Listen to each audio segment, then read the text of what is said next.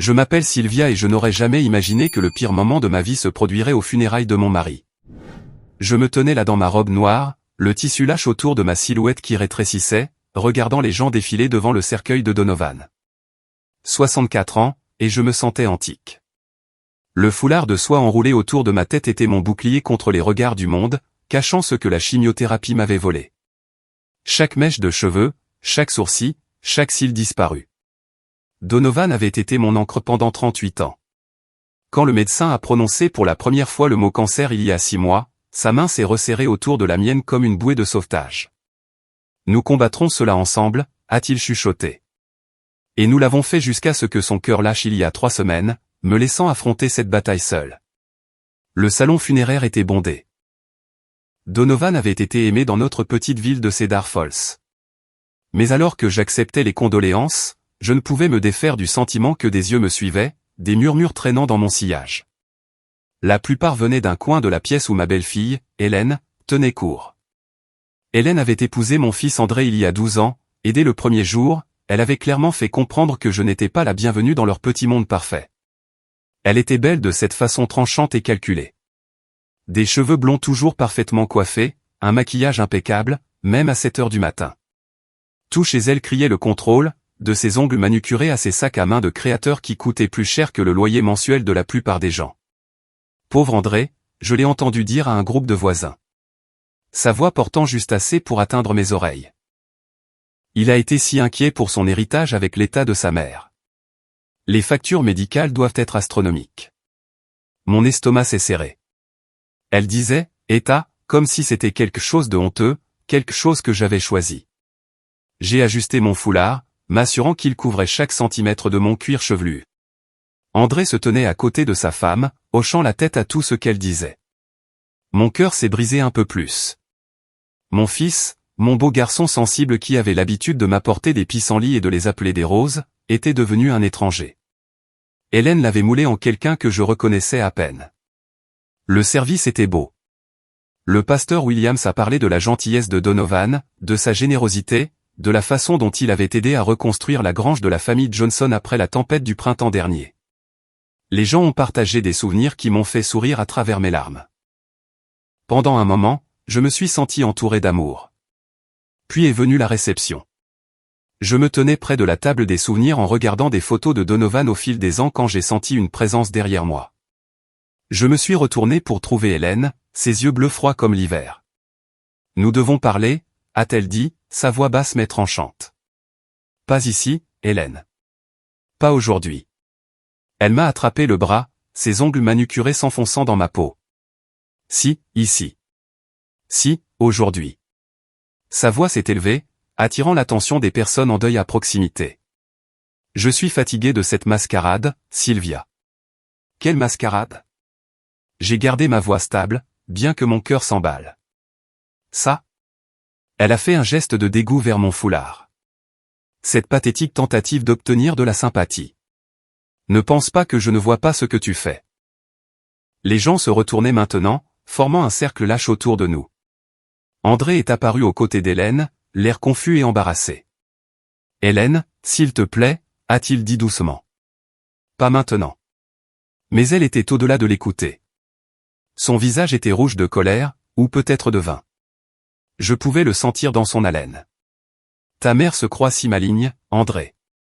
Jouer la victime, faire en sorte que tout le monde la plaigne. »« Je ne sais pas de quoi tu parles, » ai-je chuchoté, mais je pouvais sentir la foule grandir. Je pouvais sentir leur curiosité se transformer en quelque chose de plus laid. « Oh, vraiment ?» Le rire d'Hélène était tranchant comme du verre brisé.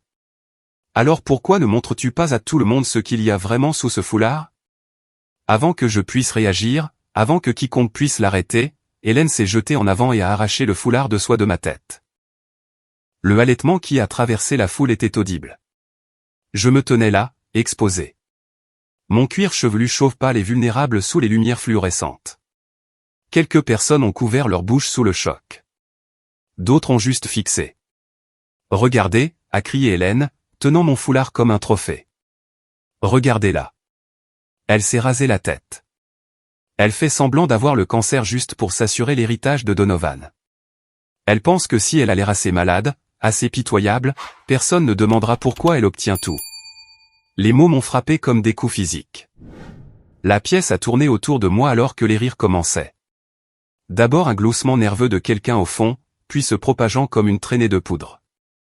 Les gens qui venaient de m'offrir leurs condoléances me fixaient maintenant comme si j'étais une sorte de fraude. C'est malade, a chuchoté quelqu'un. Tu y crois?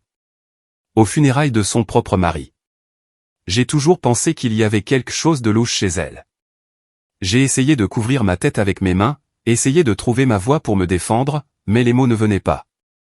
Les larmes coulaient sur mon visage alors qu'André restait figé, ne disant rien, ne faisant rien.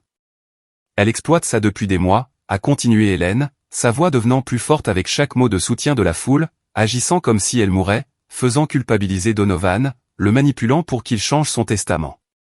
Eh bien, je ne la laisserai pas voler l'héritage de mes enfants avec cette comédie pathétique. Les rires sont devenus plus forts. Quelqu'un au fond a crié « Honte à vous ». Une autre voix a lancé « N'avez-vous aucune décence ?» Je me tenais là en sanglotant, complètement exposé et humilié, quand soudain la pièce est devenue silencieuse. Un homme s'était avancé de la foule, grand, peut-être 70 ans, avec des cheveux argentés et des yeux gentils.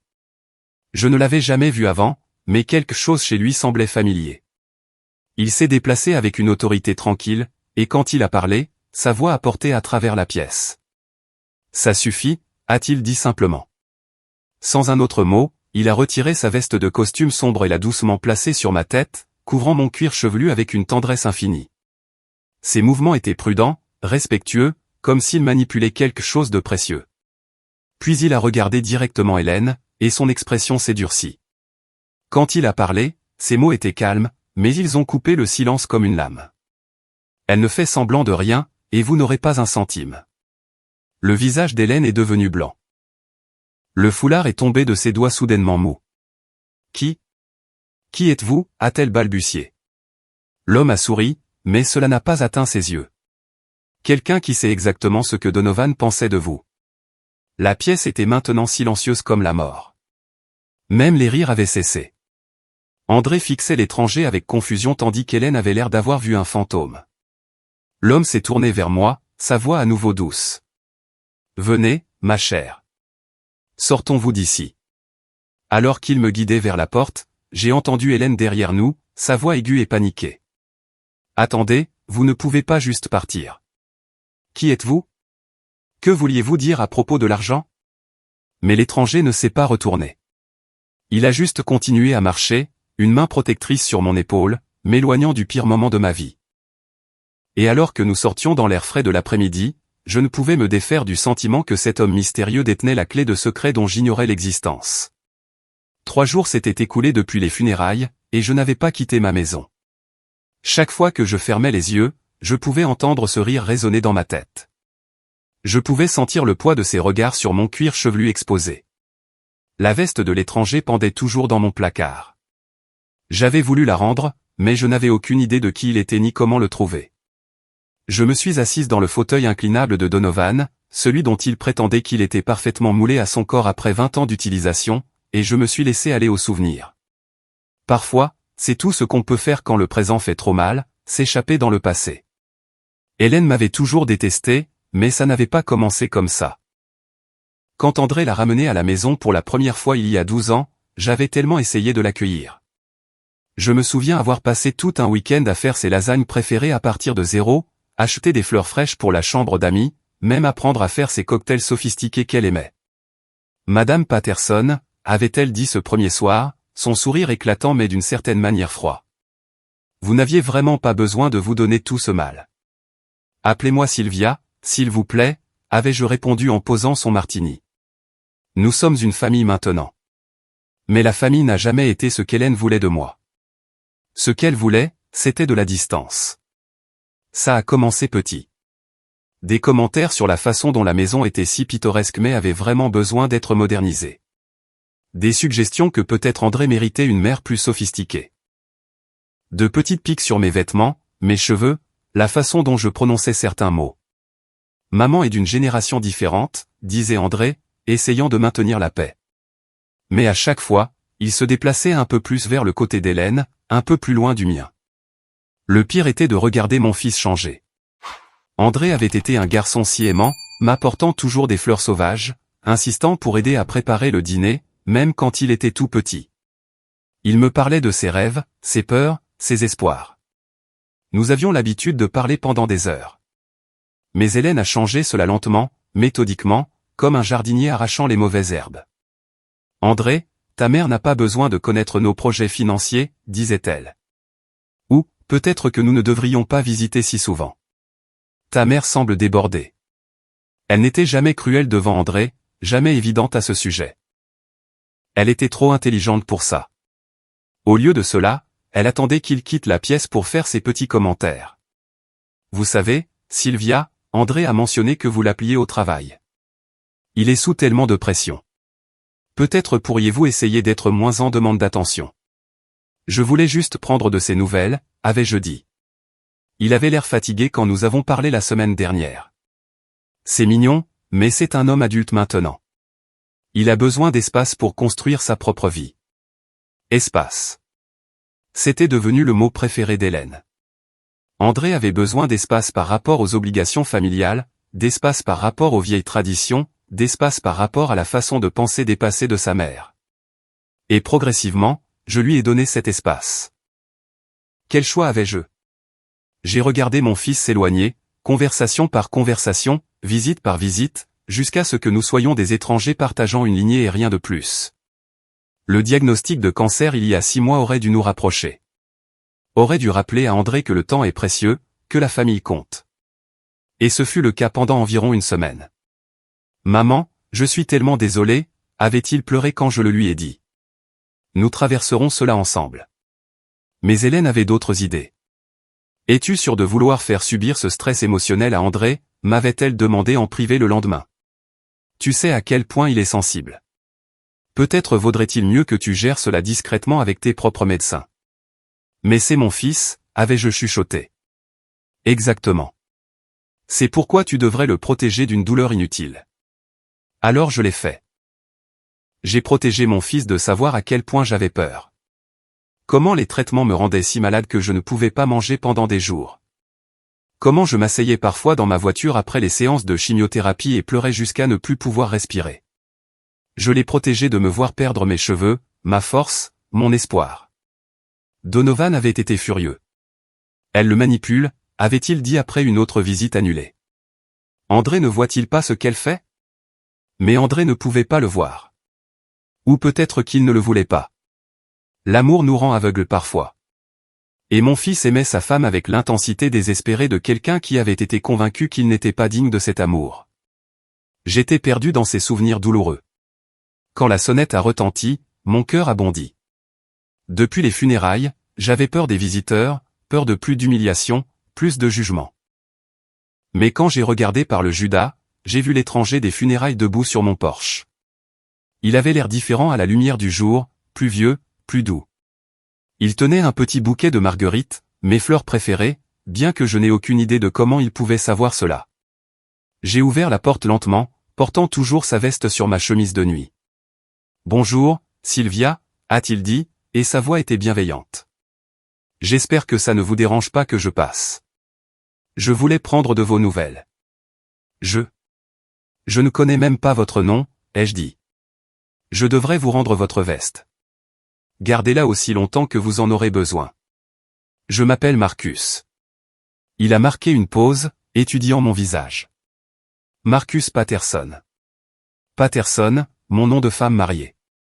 Mon cœur s'est arrêté. Je sais que c'est déroutant, a-t-il dit rapidement, voyant mon choc. Puis-je entrer? Il y a tant de choses que je dois vous dire. Je me suis écarté, les mains tremblantes. Patterson. Mais Donovan n'avait pas de frère. Ses parents étaient morts quand il était jeune, et il avait été enfant unique. Nous en avions parlé tant de fois. Comment il aurait souhaité avoir des frères et sœurs? Comment il enviait les familles avec de grands dîners le dimanche et des réunions de cousins. Marcus m'a suivi dans le salon, regardant autour de lui avec une expression que je ne pouvais pas lire. Ses yeux se sont attardés sur les photos de famille, sur les lunettes de lecture de Donovan toujours posées sur la table d'appoint, sur les mots croisés à moitié finis sur lesquels nous travaillions ensemble la nuit avant sa mort. Vous avez une belle maison, a-t-il dit doucement. Donovan l'a décrite parfaitement. Comment connaissiez-vous mon mari? La question est sortie comme un murmure. Marcus s'est assis en face de moi. Les marguerites toujours serrées dans ses mains abîmées par le temps. Sylvia, ce que je m'apprête à vous dire va être difficile à croire, mais j'ai besoin que vous sachiez que tout ce que votre belle-fille a dit aux funérailles, chaque mot cruel, chaque accusation, était exactement ce que Donovan craignait qu'il arrive. Je ne comprends pas, Donovan était mon frère jumeau. Les mots sont restés suspendus dans l'air entre nous comme une bombe prête à exploser. Je l'ai fixé, cherchant sur son visage un signe que c'était une blague cruelle. Mais plus je regardais, plus je pouvais le voir. Les mêmes yeux bleus, la même pente douce du nez, la même façon d'incliner la tête quand il réfléchissait. C'est impossible, ai-je soufflé. Donovan était enfant unique. Il me l'a dit. Il vous a dit ce que nos parents lui ont fait promettre de dire à tout le monde, a dit Marcus doucement. Je suis né avec ce qu'ils appelaient des retards de développement à l'époque. Rien de grave. J'étais juste plus lent à apprendre, j'avais du mal à l'école. Mais en 1953, c'était vu comme un secret de famille honteux. Ma poitrine s'est serrée. Qu'est-ce que vous dites? Quand nous avions 8 ans, nos parents m'ont envoyé dans une école spécialisée. Ils ont dit à tout le monde que j'étais mort d'une pneumonie. Ils ont fait promettre à Donovan de ne plus jamais parler de moi. Et il a tenu cette promesse jusqu'à il y a environ 6 mois. 6 mois. Quand j'ai été diagnostiqué. Il est venu me voir, a continué Marcus. La première fois depuis plus de 50 ans. Il était si bouleversé, si inquiet pour vous. Il a dit que sa belle-fille était une femme dangereuse qui montait son fils contre vous, et il était terrifié de ce qui vous arriverait quand il serait parti. Des larmes coulaient sur mon visage maintenant. Il ne m'a jamais rien dit. Il voulait vous protéger, tout comme il m'a protégé toutes ces années. Marcus a fouillé dans la poche de sa veste et a sorti une épaisse enveloppe. Il m'a donné ceci avec des instructions très précises sur quand et comment l'utiliser. J'ai pris l'enveloppe avec des mains tremblantes. Mon nom était écrit sur le devant avec l'écriture soignée de Donovan, et en dessous, 4 mots qui m'ont glacé le sang, en cas d'Hélène. Elle n'aura pas un centime, a dit Marcus, faisant écho à ses paroles des funérailles. Donovan s'en est assuré. Mais d'abord, il y a autre chose que vous devez savoir sur votre belle-fille. Quelque chose qui va tout changer. J'ai serré l'enveloppe contre ma poitrine, sentant comme si le sol se dérobait sous mes pieds. Mon mari avait un frère jumeau, un frère qui avait été caché pendant plus de 50 ans. Un frère qui connaissait apparemment des secrets qui pourraient détruire Hélène. Et à en juger par le poids de l'enveloppe dans mes mains, ces secrets étaient sur le point d'être révélés. Je fixais l'enveloppe dans mes mains. L'écriture familière de Donovan devenait floue à travers mes larmes. Marcus était assis en face de moi, patient et immobile, me laissant le temps de traiter ce qu'il venait de révéler, le frère jumeau de mon mari, caché pendant plus de 50 ans à cause de la honte d'une famille. J'ai besoin de comprendre, ai-je finalement chuchoté. Comment est-ce possible? Donovan ne vous a jamais mentionné, pas une seule fois en 38 ans de mariage. Le visage de Marcus était lourd d'une vieille douleur. Nos parents étaient des gens différents à l'époque. Quand j'ai été diagnostiqué avec ce qu'ils appelaient une déficience mentale, ce qu'on appellerait un trouble de l'apprentissage maintenant, ils ont vu cela comme une tache sur le nom de la famille. La réputation des Patterson était tout pour eux.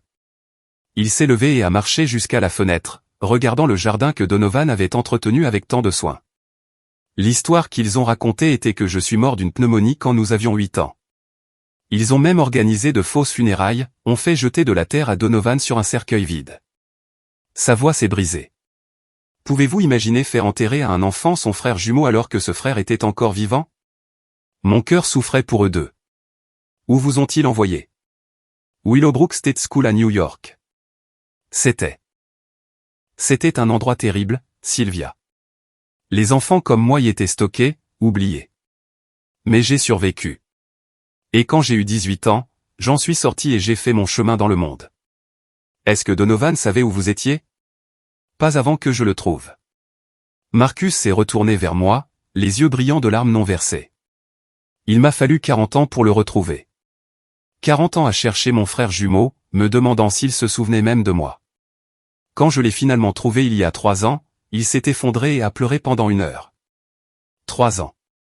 J'ai essayé de me rappeler si Donovan avait semblé différent à cette époque, s'il y avait eu des signes. Mais il l'avait caché parfaitement, tout comme il avait caché tant d'autres fardeaux pour protéger les gens qu'il aimait. Pourquoi ne me l'a-t-il pas dit, ai-je demandé, bien qu'une partie de moi connaisse déjà la réponse. Parce qu'il avait peur que vous vouliez aider, et il ne voulait pas vous accabler avec sa culpabilité. Il s'en voulait, vous voyez, de ne pas s'être battu plus fort pour me trouver, d'avoir gardé le secret de ses parents toutes ces années. Marcus s'est rassis, se penchant en avant avec ferveur. Mais quand vous êtes tombé malade, tout a changé. Il était terrifié à l'idée de vous laisser seul avec cette femme, Hélène. Même son nom me serrait l'estomac. Il m'a tout dit sur elle, a continué Marcus. Comment elle avait isolé André de vous, comment elle manipulait chaque situation pour vous faire mal paraître, comment elle avait planté des graines sur votre état mental, votre dignité en tant que grand-mère. Mon état mental ? J'ai senti un frisson me parcourir l'échine.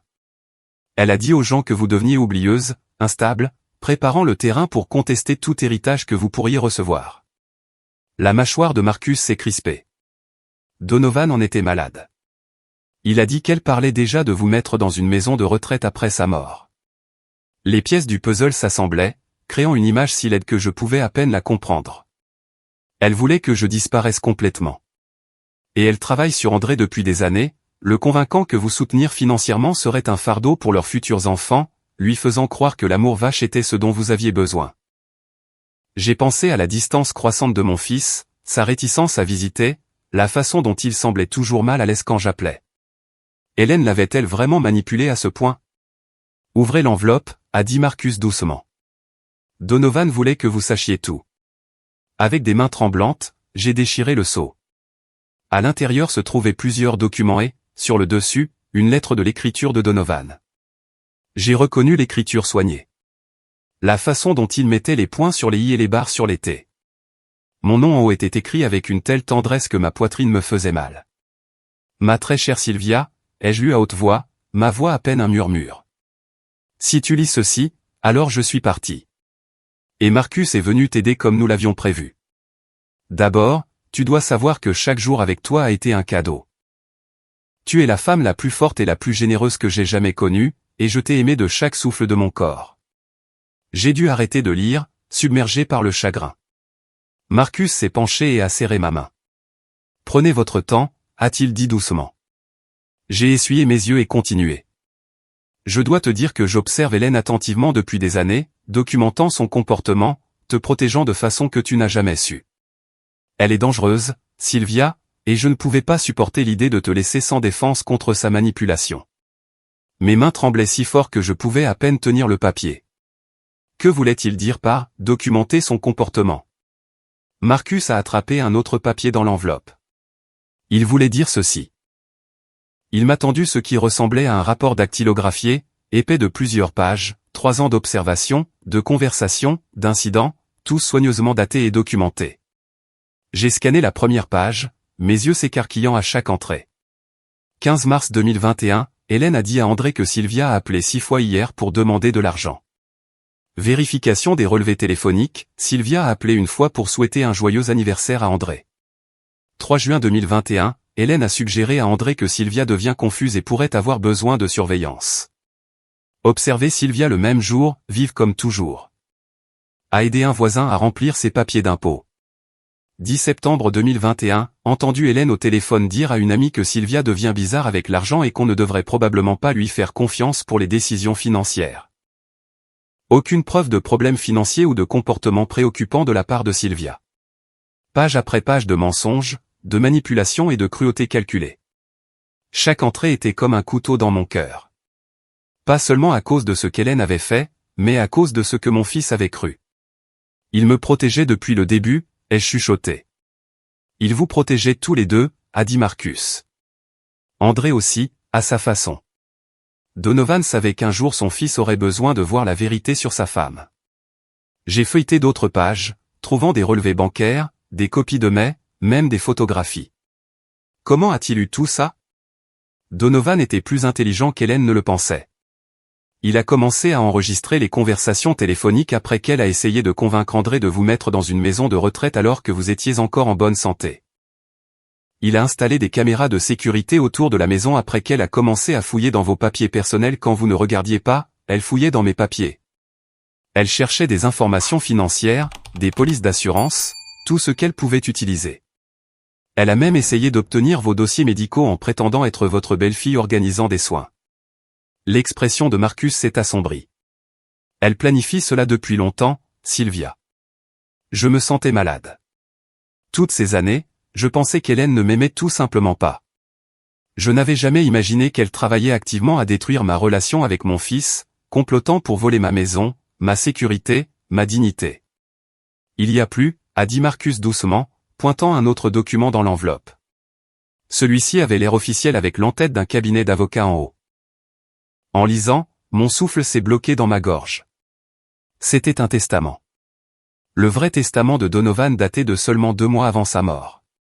Et selon ce document, toute la maison, les économies, l'assurance vie m'étaient léguées avec des protections spécifiques contre toute réclamation d'Hélène.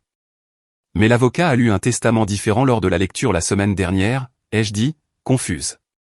Dans celui-là, tout était partagé entre André et moi avec Hélène comme bénéficiaire d'André s'il lui arrivait quelque chose. Marcus a souri sinistrement. C'était le faux testament, celui que Donovan s'est assuré qu'Hélène connaissait. Elle compte sur cet argent. Elle le dépense probablement déjà dans sa tête. Comment est-ce possible? Donovan a déposé le vrai testament auprès d'un autre cabinet d'avocats, un qu'Hélène ne connaît pas. Le testament qui a été lu la semaine dernière était une ancienne version qu'il n'a jamais officiellement révoquée jusqu'à ce qu'il dépose celui-ci. Marcus a tapoté le document. Ceci est son véritable dernier testament, dûment attesté et notarié. Je fixais les papiers, mon esprit vacillant. Elle va contester ça. Quel essai? Donovan a aussi anticipé cela. Il m'a tendu un autre dossier épais. Dossier financier montrant que vous et Donovan avez payé vos propres dépenses médicales. Documentation de tous les mensonges qu'elle a racontés sur votre état. Déclaration de témoins d'amis et de voisins qui peuvent témoigner de votre bon état mental. C'était accablant. Des années de préparation minutieuse, toutes conçues pour me protéger d'une belle-fille que j'avais tant essayé d'aimer. Il y a encore une chose, a dit Marcus, sa voix devenant sérieuse. Quelque chose que Donovan a découvert juste avant de mourir. Quelque chose sur Hélène que même André ne sait pas, il a attrapé le dernier document dans l'enveloppe. Et quand j'ai vu ce que c'était, mon sang s'est glacé. Elle a déjà fait ça, Sylvia. Vous n'êtes pas sa première victime. Le papier dans mes mains était un rapport de détective privé complet avec des photographies et des documents judiciaires. Et l'histoire qu'il racontait faisait pâlir tout le reste en comparaison.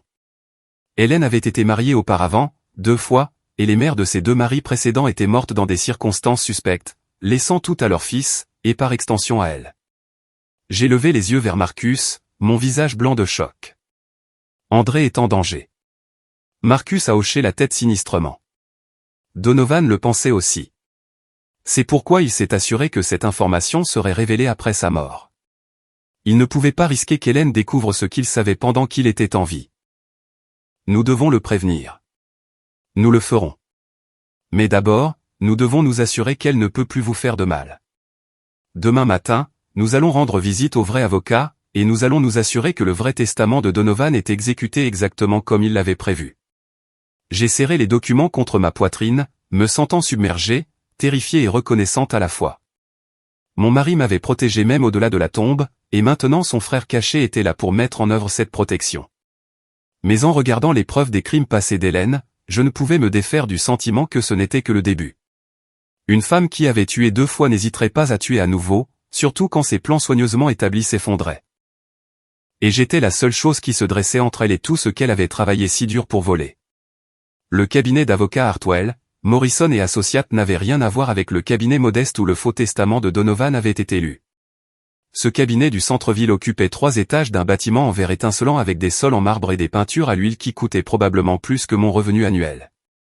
J'étais assise dans la salle d'attente cossue à côté de Marcus, serrant mon sac à main et essayant de ne pas me sentir intimidée.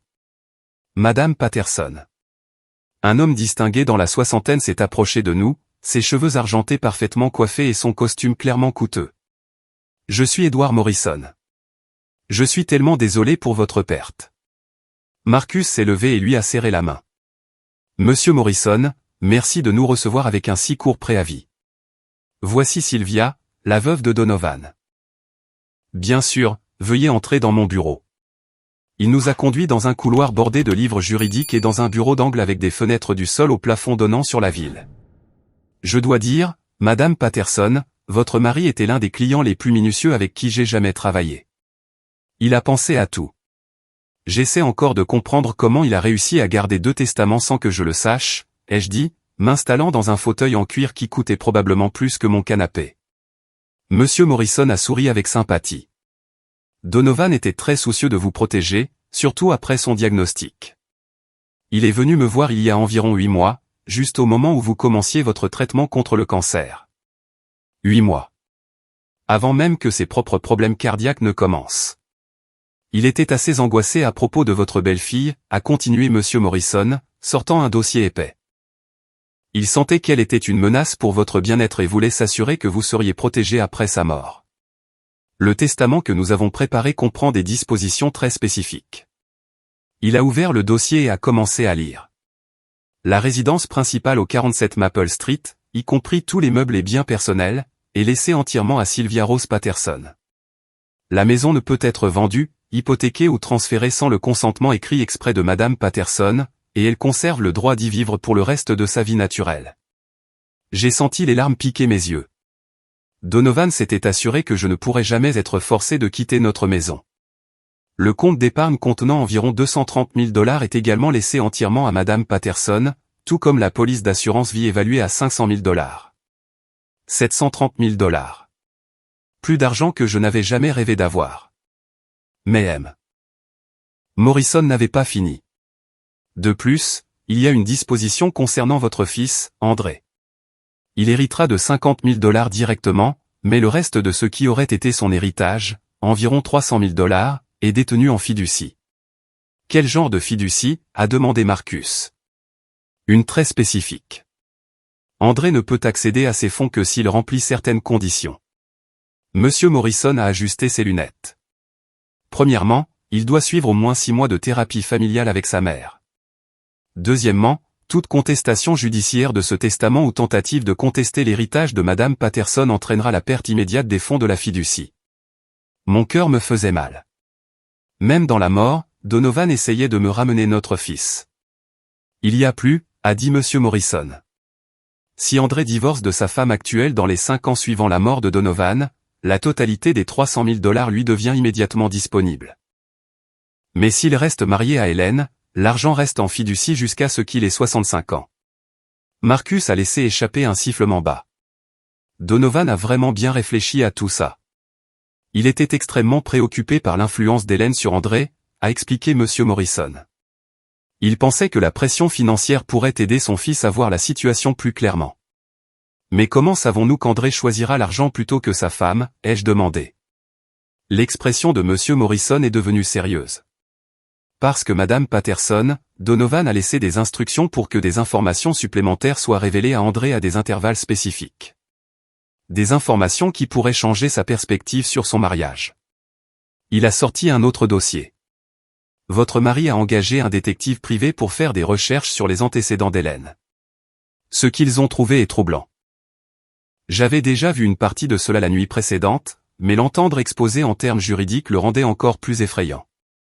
Hélène Koff, son nom de jeune fille, était précédemment mariée à Robert Shen à Los Angeles. Shen est mort dans ce qui semblait être une chute accidentelle dans les escaliers de sa maison. Sa mère, qui vivait avec eux, est morte 3 semaines plus tard de ce qui a été jugé comme une crise cardiaque provoquée par le chagrin.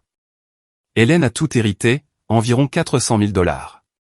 Mon estomac s'est retourné. Et le deuxième mari, Marcus Henley, un veuf de Phoenix. Sa mère âgée avait emménagé avec eux après avoir été diagnostiquée avec une démence précoce. En 6 mois, la mère était morte de ce qui semblait être une overdose de ses médicaments, jugée accidentelle. Monsieur Henley est mort 2 mois plus tard dans un accident de voiture. Encore une fois, Hélène était la bénéficiaire, cette fois à hauteur de 600 000 $. Ça fait plus d'1 million, a dit Marcus doucement. Oui. Et dans les 2 cas, il y avait des membres de la famille qui soupçonnaient un acte criminel, mais il n'y avait pas assez de preuves pour engager des poursuites. Monsieur Morrison s'est penché en avant. Le schéma est indubitable. Elle cible des hommes avec des mères âgées, s'insinue dans la famille, et puis des accidents se produisent. André a-t-il vu ces informations, ai-je demandé. Pas encore. Selon les instructions de Donovan, André ne doit recevoir ce dossier que s'il tente de contester votre héritage ou si Hélène fait un geste contre vous directement. L'expression de M. Morrison était sombre. Donovan espérait que les incitations financières seules pourraient suffire à ouvrir les yeux d'André. Et si ce n'est pas le cas, alors nous révélons tout. La vérité sur le passé d'Hélène, la documentation de ses tactiques de manipulation, tout. Donovan pensait que face à des preuves irréfutables, André n'aurait d'autre choix que de voir sa femme pour ce qu'elle est vraiment. J'ai pensé à mon fils, au doux garçon qui me faisait des pâtés de boue et insistait que c'était des gâteaux au chocolat. Comment réagirait-il en apprenant que sa femme était probablement une tueuse en série? Il y a autre chose, a dit M. Morrison, sortant une enveloppe scellée. Donovan a laissé cette lettre spécifiquement pour André, à remettre uniquement si toutes les autres mesures échouent. Il m'a tendu l'enveloppe. Le nom d'André était écrit dessus de l'écriture soignée de Donovan, et en dessous, pour mon fils, quand il sera prêt à se rappeler qui il est vraiment. Que se passe-t-il maintenant, a demandé Marcus. Maintenant, nous déposons le vrai testament auprès du tribunal des successions. Étant donné les circonstances inhabituelles, il y aura probablement des contestations, mais le testament est en béton. Donovan s'en est assuré. M. Morrison a rassemblé les papiers. Je dois vous avertir, Madame Patterson. Quand Hélène découvrira qu'elle n'hérite de rien, elle risque de devenir désespérée. Les gens désespérés font des choses désespérées. Un frisson m'a parcouru. Êtes-vous en train de dire que je suis en danger? Je dis que vous devriez être très prudente. Ne restez seule avec elle sous aucun prétexte. Documentez tout contact qu'elle essaie d'avoir avec vous et envisagez de rester avec quelqu'un jusqu'à ce que tout cela soit réglé. Marcus a pris la parole immédiatement. Elle peut rester avec moi. J'ai un petit endroit à l'extérieur de la ville, très privé. Je l'ai regardé. Ce beau-frère dont je venais d'apprendre l'existence. Cet étranger qui était intervenu pour me protéger exactement comme Donovan l'avait prévu. Je ne peux pas m'imposer à vous comme ça. Vous ne vous imposez pas. Vous êtes de la famille. Sa voix était ferme. De plus, Donovan m'a fait promettre de vous garder en sécurité, et j'ai l'intention d'honorer cette promesse. Monsieur Morrison a hoché la tête avec approbation. C'est sage. J'accélérerai le processus d'homologation autant que possible, mais ces choses prennent du temps. En attendant, je ferai contacter André par mon bureau pour l'informer du vrai testament et des conditions de son héritage.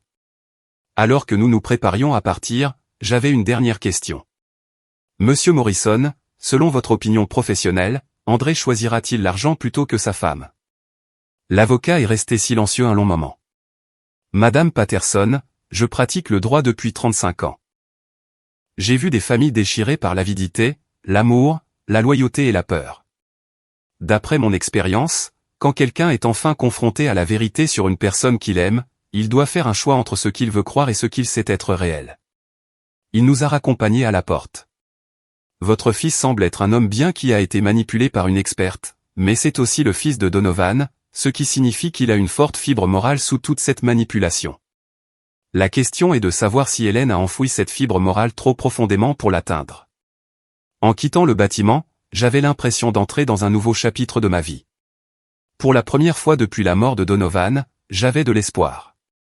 Pas seulement pour la sécurité financière, mais pour la possibilité de retrouver mon fils. Mais je sentais aussi le poids de la connaissance que je portais maintenant. Ma belle-fille était probablement une tueuse, et mon fils était sa prochaine cible. L'argent que Donovan avait laissé pourrait sauver la vie d'André, mais seulement s'il était assez intelligent pour le choisir plutôt que la femme qui avait passé des années à l'isoler de tous ceux qu'il aimait vraiment. Que penses-tu qu'il se passera quand André découvrira pour le testament, ai-je demandé à Marcus en marchant vers sa voiture. Je pense, a dit Marcus lentement, que nous sommes sur le point de découvrir exactement qui est vraiment votre fils sous toute la manipulation d'Hélène. Ces mots auraient dû être réconfortants, mais alors que nous nous éloignions du cabinet d'avocat, je ne pouvais me défaire du sentiment que nous étions sur le point d'entrer dans la phase la plus dangereuse de toute cette épreuve. Hélène avait tué auparavant lorsque ses plans étaient menacés, et maintenant, pour la première fois dans son stratagème soigneusement orchestré, elle était sur le point de faire face à de vraies conséquences. La question était, que ferait-elle quand elle réaliserait que son plan parfait s'effondrait? Et André découvrirait-il la vérité avant qu'il ne soit trop tard? 3 jours après notre rencontre avec Monsieur Morrison, les appels téléphoniques ont commencé. Je séjournais dans la petite cabane de Marcus à la périphérie de la ville, un endroit confortable entouré de pins qui me rappelait la maison de vacances que Donovan et moi avions toujours rêvé d'acheter. Marcus avait insisté pour que je prenne la chambre pendant qu'il dormait sur le canapé, et pour la première fois depuis des semaines, je me sentais en sécurité. Ce sentiment s'est brisé quand mon téléphone a sonné à 7 heures du matin. Maman. La voix d'André était tendue, confuse. Je viens de recevoir un appel d'un avocat du centre-ville. Il dit que papa a laissé un testament différent. Ça n'a pas de sens. J'ai serré le téléphone, mon cœur battant la chamade. André, il y a tellement de choses que tu ne sais pas, tu savais pour ça? Sa voix était tranchante maintenant. Accusatrice. Est-ce que toi et papa avez planifié ça dans mon dos? Chérie, s'il te plaît, laisse-moi t'expliquer. Expliquer quoi? Comment tu as manipulé mon père mourant pour qu'il coupe Hélène de son testament? Les mots m'ont frappé comme des gifles. Je n'arrive pas à croire que tu sois aussi vindicative. Vindicative. C'était le mot d'Hélène. Son poison agissait déjà dans les veines d'André. André, ton père essayait de protéger. La ligne a coupé. Marcus, qui faisait du café dans la cuisine, est venu avec une expression inquiète. Hélène l'a eu en premier. J'ai hoché la tête, incapable de parler à cause de la boule dans ma gorge. Mon fils croyait que j'étais la méchante de cette histoire, tout comme Hélène l'avait entraîné à le croire. Le deuxième appel est arrivé 1 heure plus tard. Cette fois, c'était Hélène elle-même. Espèce de vieille sorcière pathétique, a-t-elle sifflé, sa façade cultivée complètement tombée. Pensais-tu vraiment pouvoir voler ce qui nous revient de droit? Je n'ai rien volé, Hélène. Donovan m'a laissé ce qu'il voulait que j'aie. Cet argent appartient à André, à nos futurs enfants. Sa voix devenait plus aiguë, plus frénétique. Tu es une vieille femme malade et mourante. Que as-tu besoin de tout cet argent? Je ne suis pas mourante, ai-je dit doucement. Mon cancer répond bien au traitement. Il y a eu une longue pause. Quand Hélène a parlé à nouveau, sa voix était glaciale. On verra bien. Elle a raccroché et j'ai fixé le téléphone avec une terreur croissante. Il y avait eu quelque chose dans son ton, quelque chose qui me faisait penser à ses 2 maris précédents, à ses 2 mères âgées qui étaient mortes si commodément. Marcus a pris le téléphone de mes mains tremblantes. Nous allons à la police. Et leur dire quoi? Que ma belle-fille m'a menacé? Ça ne. Que ta belle-fille a tué avant et vient de menacer de tuer à nouveau? Sa voix était ferme. Donovan s'est préparé pour ça aussi, Sylvia. Il est temps d'utiliser l'option nucléaire. Le poste de police était un bâtiment trapu en briques qui sentait le café et le désinfectant industriel.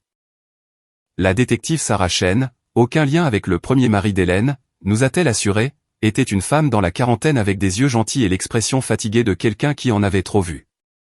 Madame Patterson, j'ai examiné les dossiers compilés par votre mari, a-t-elle dit, étalant les documents sur son bureau.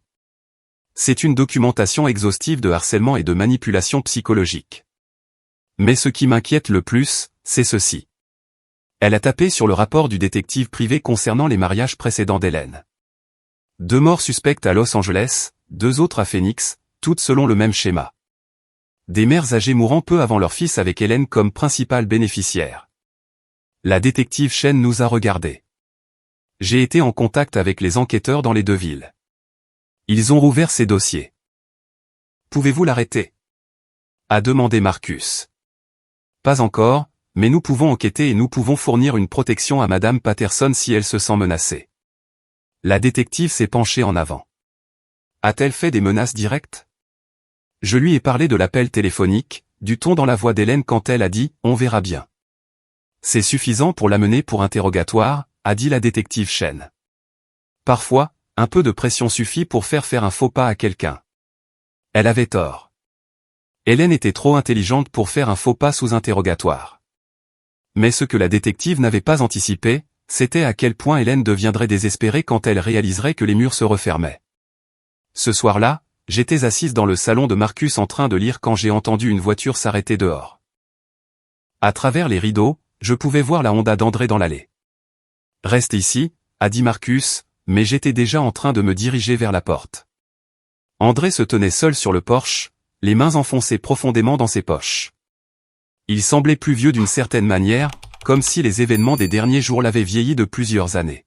« Maman » a-t-il dit doucement. « Nous devons parler. » J'ai ouvert la porte plus grand, et il est entré.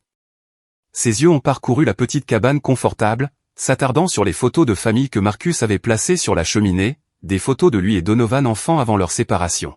« Qui est-il » a demandé André en regardant Marcus. « Je suis le frère jumeau de ton père » a dit Marcus simplement. « Je sais que c'est un choc. » André l'a fixé un long moment. « Papa avait un frère jumeau ? Ton père a été forcé de garder mon existence secrète, a expliqué Marcus doucement. Mais il ne m'a jamais oublié. Et quand il est tombé malade, il m'a contacté. » André s'est affaissé dans une chaise, l'air dépassé. Rien de tout cela n'a de sens. Pourquoi papa t'aurait-il caché? Pourquoi ferait-il un testament secret? Pourquoi voudrait-il? Sa voix s'est brisée.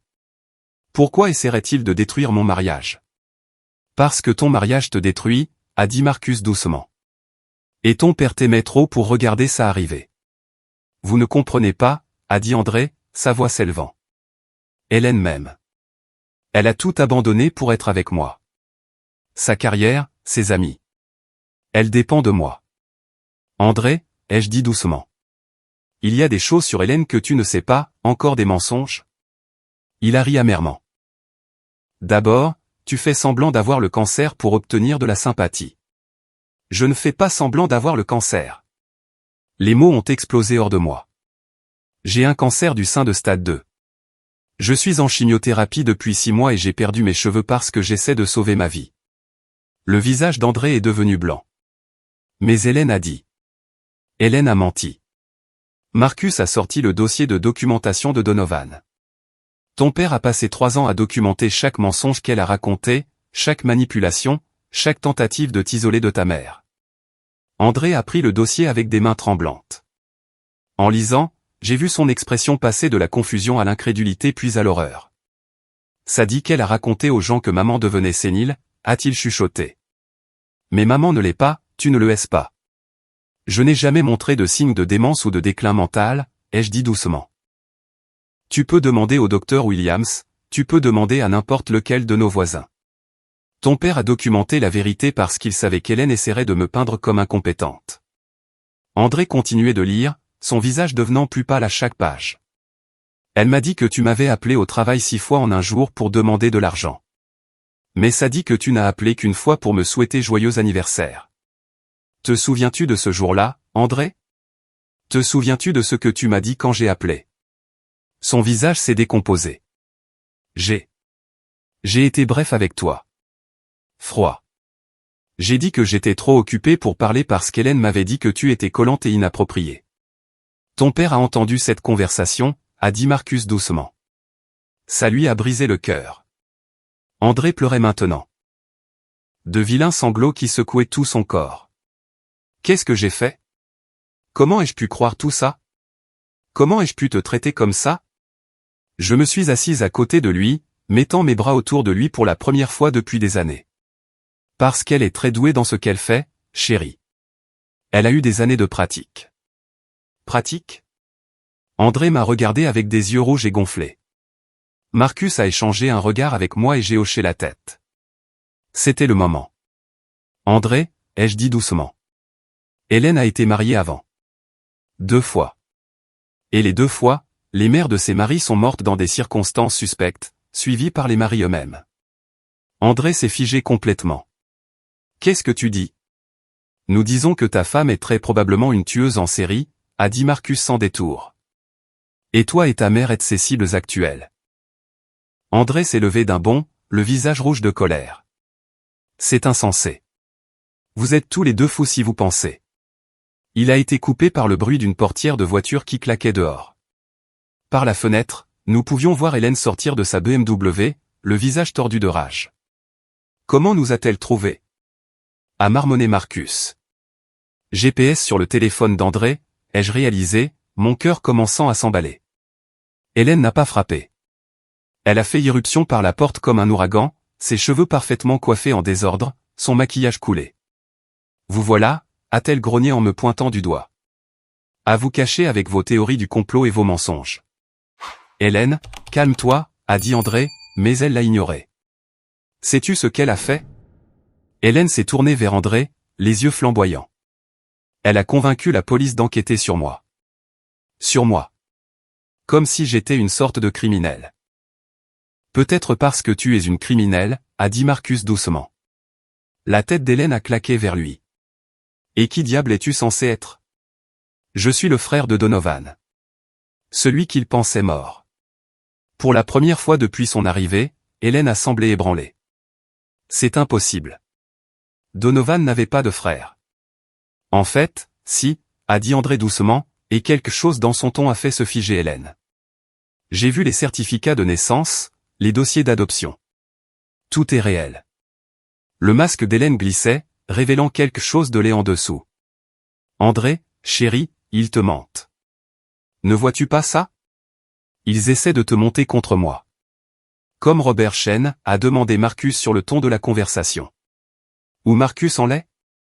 Hélène est devenue blanche comme un linge. Pensais-tu que nous ne découvririons pas, a continué Marcus. Pensais-tu pouvoir continuer à tuer des maris et des belles-mères pour toujours? Vous êtes fou, a chuchoté Hélène. Mais sa voix manquait de conviction. André fixait sa femme comme s'il ne l'avait jamais vue auparavant. Hélène, dis-moi juste la vérité. S'il te plaît, juste pour cette fois, dis-moi la vérité. Pendant un moment, j'ai pensé qu'elle pourrait craquer, pourrait avouer, pourrait montrer un brin de remords. Au lieu de cela, son visage s'est durci en quelque chose de terrifiant. La vérité. Elle a ri, et le son était comme du verre brisé. La vérité, c'est que vous êtes tous pathétiques, André. Tu es faible, stupide et ennuyeux. Ta mère est une vieille femme aigrie qui aurait dû mourir il y a des mois. Et ton précieux père était un imbécile qui pensait pouvoir me déjouer. André a reculé comme s'il avait été giflé. Hélène, je t'ai donné 12 ans de ma vie. Elle a crié, 12 ans à faire semblant de t'aimer, à faire semblant de vouloir ta petite vie ennuyeuse. Et c'est comme ça que tu me rembourses? En croyant des mensonges sur moi? Ce ne sont pas des mensonges, n'est-ce pas? A dit André doucement. Tes autres maris, leur mère. Tu les as tués. Le sourire d'Hélène était glaçant. Prouve-le. Et c'est là que j'ai su avec une certitude absolue que nous étions tous en terrible danger. Le silence qui a suivi la confession d'Hélène était assourdissant. Elle se tenait là dans le salon de Marcus, son masque complètement tombé pour la première fois, et je pouvais voir le calcul froid derrière ses yeux.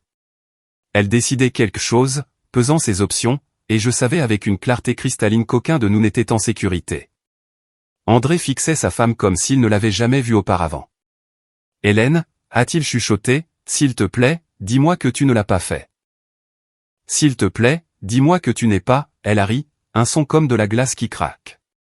Quoi, André? Une tueuse? C'est ce que tu veux me demander. La police enquête déjà, a dit Marcus doucement, sa main se déplaçant lentement vers son téléphone. Tu ne peux plus rien faire maintenant. Ah bon? Le sourire d'Hélène était terrifiant. Vous seriez surpris des accidents qui peuvent arriver aux personnes âgées atteintes de cancer. Chute dans les escaliers, mélange de médicaments, incendie domestique causé par un câblage défectueux. Mon sang s'est glacé. Elle parlait de me tuer juste devant André. Juste devant Marcus, comme si ce n'était rien de plus que de planifier une liste de courses.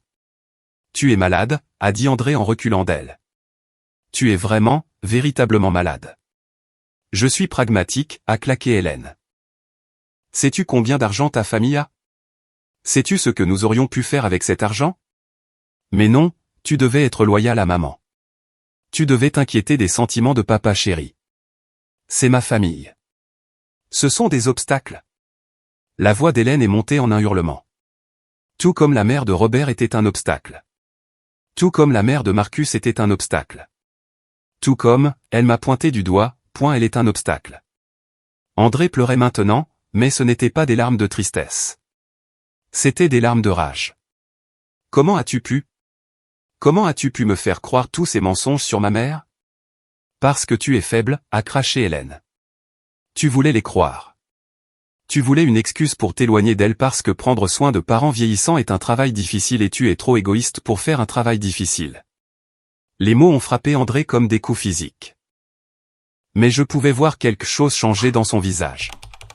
Le garçon que j'avais élevé, l'homme au bon cœur enfoui sous des années de manipulation, se frayait enfin un chemin vers la surface. « Sors », a-t-il dit doucement. « Quoi ? » ?»« Sors d'ici. Sors de ma vie.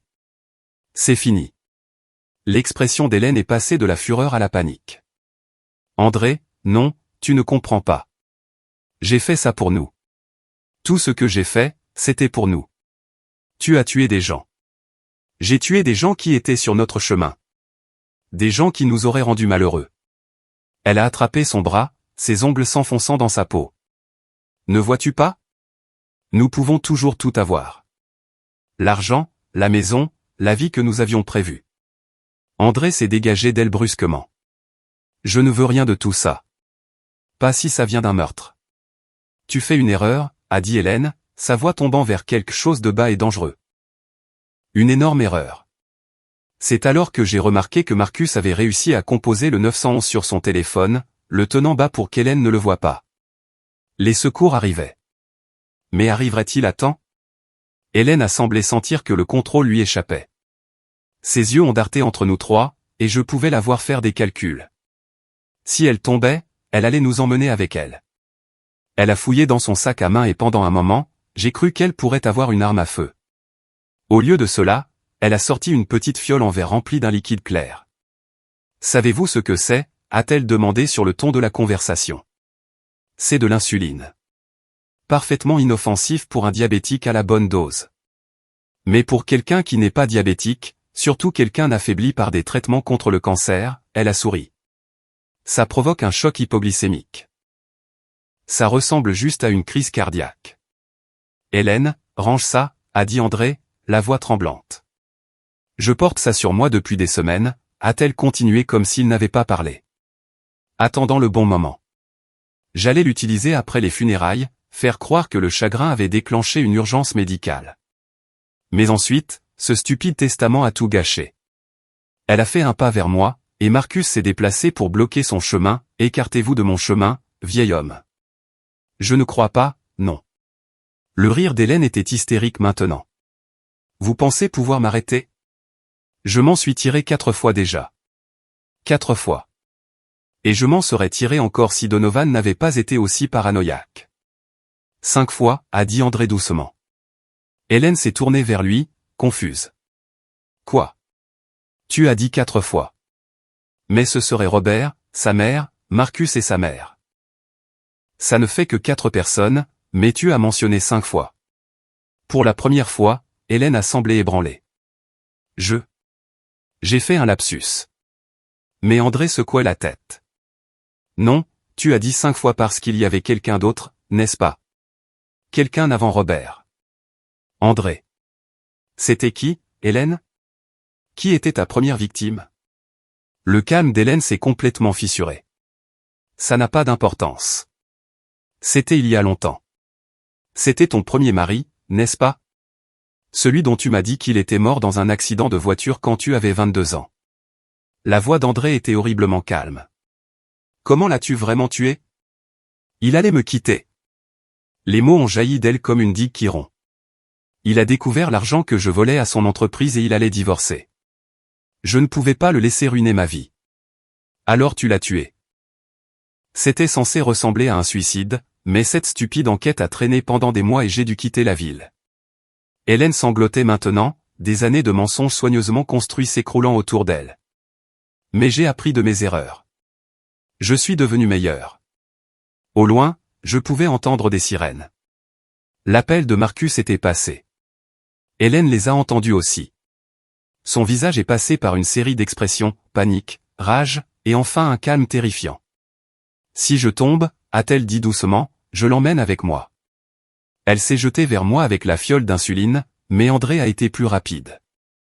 Il a plaqué sa femme, les envoyant tous les deux s'écraser au sol. La fiole a volé, se brisant contre le mur. Espèce d'idiot, a crié Hélène, griffant le visage d'André.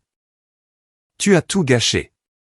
André a immobilisé ses bras, son visage rayé de sang par ses ongles. Tu as tout gâché au moment où tu as décidé que le meurtre était acceptable. Les sirènes devenaient plus fortes. En quelques minutes, la petite cabane était remplie d'officiers de police, d'ambulanciers et de la détective Chen. Madame Kosloff, a dit la détective Chen, s'accroupissant à côté de l'endroit où Hélène gisait au sol, luttant toujours contre l'étreinte d'André. Vous êtes en état d'arrestation pour les meurtres de James Kosloff, Robert Chen, Margaret Chen, Marcus Hanley, Rose Hanley, et la tentative de meurtre de Sylvia Patterson. Alors qu'ils emmenaient Hélène menottée, elle m'a regardé une dernière fois. Tu penses avoir gagné, a-t-elle dit, sa voix étrangement calme à nouveau. Mais tu mourras seul de toute façon. Le cancer te tuera, et André passera à autre chose avec sa vie, et personne ne se souviendra de toi. J'ai regardé mon fils, qui était soigné par un ambulancier pour les égratignures sur son visage. Je ne mourrai pas seul, ai-je dit doucement. Et même si c'était le cas, je préférerais mourir seul plutôt que de vivre comme toi, entouré de gens que tu as assassinés pour de l'argent. Hélène n'a rien dit d'autre alors qu'il la mettait dans la voiture de police. 6 mois plus tard, j'étais assise dans mon jardin, regardant les roses que Donovan avait plantées fleurir pour un autre printemps. Mon dernier scanner de cancer avait été clair, et mes cheveux repoussaient. Encore fins, encore gris, mais à nouveau les miens. André passait tous les dimanches maintenant, tout comme il le faisait quand il était jeune. Nous cuisinions ensemble, travaillions dans le jardin ensemble, parlions de tout ce que nous avions manqué pendant ces années perdues. Le fonds en fiducie que Donovan avait mis en place a été débloqué pour André après la finalisation de son divorce. Mais il m'a surprise en utilisant la majeure partie pour créer une petite fondation au nom de son père, fournissant un soutien aux familles confrontées à la maltraitance des personnes âgées. Marcus était devenu un élément permanent de ma vie, le frère que je n'avais jamais eu et le lien familial avec Donovan que je pensais avoir perdu pour toujours. Il avait emménagé dans le petit appartement au-dessus du garage et nous prenions soin l'un de l'autre de la manière calme et confortable des gens qui avaient appris à ne pas prendre la famille pour acquise. Le procès avait été rapide. Face à des preuves accablantes de 5 juridictions différentes, Hélène avait plaidé coupable pour éviter la peine de mort. Elle a été condamnée à la prison à vie sans possibilité de libération conditionnelle. Les journaux l'avaient appelée une veuve noire, mais j'essayais de ne pas y penser. Elle était partie de nos vies, et c'était ce qui comptait. André avait lutté avec la culpabilité pendant des mois, sans voulant de ne pas avoir vu clair plus tôt dans la manipulation d'Hélène. Mais la thérapie aidait, et lentement, le fils que j'avais élevé émergeait de la coquille de l'homme qu'elle avait essayé de créer. Je n'arrête pas de penser à toutes les années que nous avons perdues, a-t-il dit un dimanche après-midi alors que nous étions assis sur le porche à boire de la limonade. Ne fais pas ça, ai-je dit doucement. Pense à toutes les années que nous avons devant nous. Il a souri, le premier vrai sourire que j'avais vu de lui depuis avant son mariage. Papa serait heureux de nous voir ensemble à nouveau. Il savait que nous retrouverions notre chemin l'un vers l'autre, ai-je dit en touchant le médaillon à ma gorge, un nouveau qu'André m'avait offert avec des photos de lui et Donovan à l'intérieur. Il s'est juste assuré que nous en aurions la chance. Alors que le soleil se couchait sur notre rue tranquille, j'ai pensé au dernier cadeau de Donovan. Pas l'argent, pas la maison, mais la vérité. La vérité qui nous avait tous libérés de la toile de mensonges d'Hélène. La vérité qui m'avait rendu mon fils et m'avait présenté un frère dont j'ignorais l'existence. Certaines personnes pourraient dire que j'ai eu de la chance de survivre au complot d'Hélène. Mais je savais mieux. Je n'étais pas chanceuse. J'étais aimée. Aimée par un mari qui m'avait protégée même au-delà de la tombe. Aimée par un beau-frère qui avait honoré une promesse à un jumeau qu'il avait été forcé d'oublier. Et aimée par un fils qui avait retrouvé le chemin de la maison malgré des années de manipulation. Ce soir-là, alors que je me préparais à aller au lit dans la maison que je n'aurais jamais à quitter, j'ai dit un merci silencieux à Donovan. Il avait eu raison sur tout, le danger, la solution, et surtout, le pouvoir de la famille de surmonter même le mal le plus sombre. J'avais 70 ans, j'étais une survivante du cancer, et pour la première fois depuis des années, j'étais vraiment libre. Libre de la peur, libre de la manipulation, et libre de vivre le reste de ma vie entouré de gens qui m'aimaient pour exactement qui j'étais. Et ça, j'ai réalisé, était le plus grand héritage de tous. Maintenant, je suis curieuse à votre sujet, vous qui avez écouté mon histoire. Que feriez-vous si vous étiez à ma place? Avez-vous déjà traversé quelque chose de similaire? Commentez ci-dessous. Et en attendant, je laisse sur l'écran final 2 autres histoires qui sont les favorites de la chaîne, et elles vous surprendront certainement. Merci d'avoir regardé jusqu'ici.